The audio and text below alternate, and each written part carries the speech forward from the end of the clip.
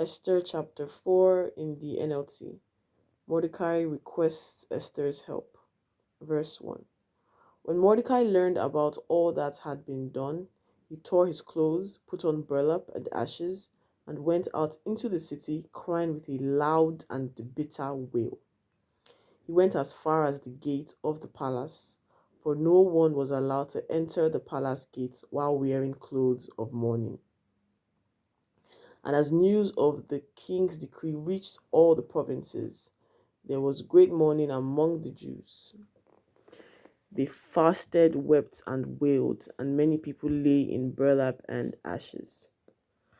When Queen Esther's maids and eunuchs came and told her about Mordecai, she was deeply distressed. She sent clothing to him to replace the burlap, but he refused it. Then Esther sent for Hathach, one of the king's eunuchs, who had been appointed as her attendant. She ordered him to go to Mordecai and find out what was troubling him and why he was in mourning. So Hathach went out to Mordecai in the square in front of the palace gates. Mordecai told him the whole story, including the exact amount of money Haman had promised to pay into the royal treasury for the destruction of the Jews.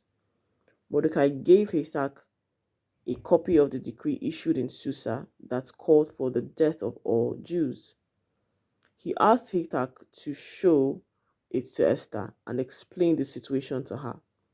He also asked Hathach to direct her to go to the king to beg for mercy and plead for her people.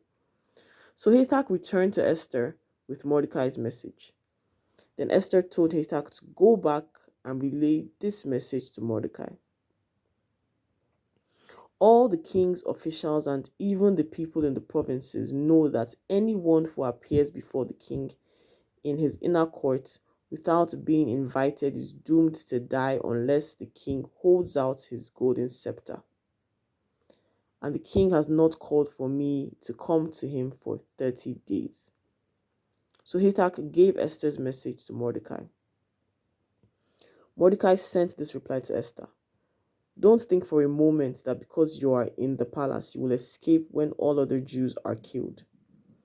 If you keep quiet at a time like this, deliverance and relief for the Jews will arise from some other place. But you and your relatives will die.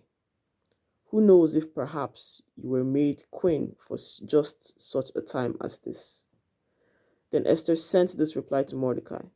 Go and gather together all the Jews of Susa and fast for me.